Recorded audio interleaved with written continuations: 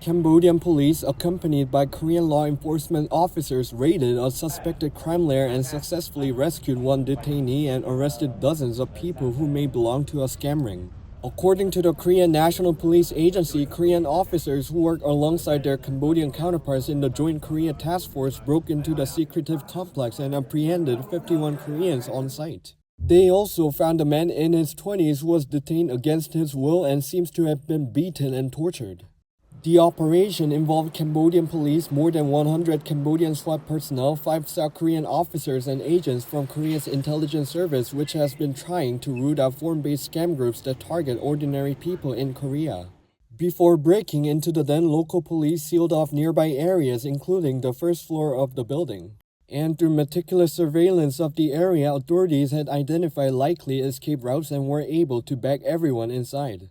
The task force began looking for the rescued young man after he managed to make an emergency call on December 4th. In the call, he claimed he was being forcefully held in Cambodia.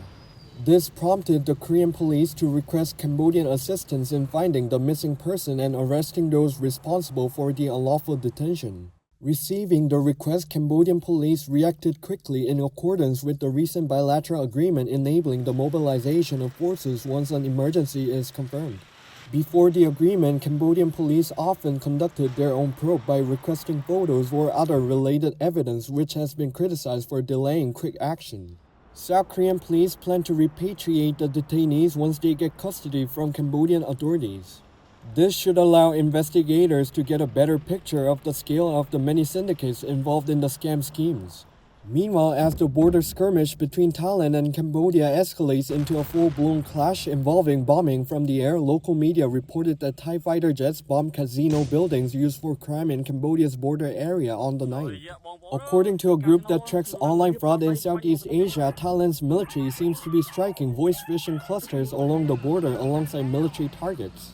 Attention, meanwhile, is now turning to whether the joint probe by South Korea and Cambodia, along with the ongoing armed conflict, can seriously disrupt criminal groups operating in the Southeast Asian country.